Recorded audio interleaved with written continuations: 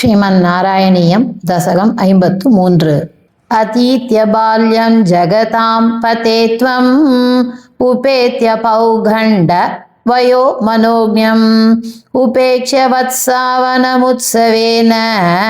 प्रावर्तता गोगणपालनायाम् उपक्रमस्यानुगुणैव सेयं मरुत्पुराधीश तव प्रवृद्धिः गोत्रापरित्राणकृतेव तीर्णः तदेव देवार बदास्तथायत् कदापि रामेण समं वनान्ते वनश्रियं वीक्ष्य चरन् सुखेन श्रीधाम नाम्नः सकस्य वाचा मोधाधगाधेनुककाननं त्वम् उत्तालताली निवहेत्वदुक्त्या बलेन दूतेत बलेन दोर्भ्यां मृदुः करश्चाभ्य पतत्पुरस्तात् फलोत्करोधेनुकदानवोऽपि समुद्यतो धेनुकपालनेऽहं कथं वदं धैनुकमद्य कुर्वे इतीव मत्वा ध्रुवमग्रजेन सुरौघयोद्धारमजीगतस्त्वम् तदीयभृत्यानपि जम्बुकत्वेन उपागतानग्रजसंयुधस्त्वं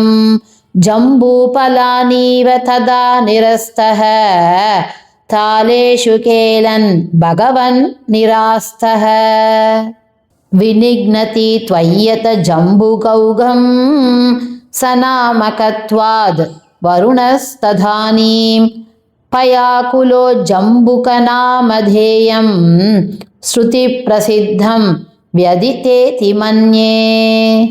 तवावतारस्य फलं मुरारे सञ्जातमध्येति सुरेर्नुतस्त्वं सत्यं फलं जातमिहेतिहासी बालैः समं तालफलान्य भुङ्क्ता मधुत्रवसृन्ति प्रहृन्ति तानि फलानि मेदो परहृन्ति भुक्त्वा तृप्तैश्च धृप्तैर्भवनं बलौकं वहद्भिराघा खलु बालकैस्त्वम् हतो हतो धेनुक इत्युपेत्य फलान् यदद्भिर्मधुराणि लोकैः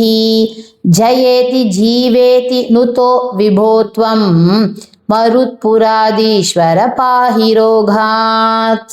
श्री हरये नमः श्री पोन्नु गुरुवायूरप्पने शरणं श्री चोटानिकरे भगवती अम्मये शरणं आनंद चिन्मयने शरणं नारायण अखिल गुरो भगवन्नमस्ते सर्वत्र गोविंद नाम संकीर्तनं गोविंदा गोविंदा।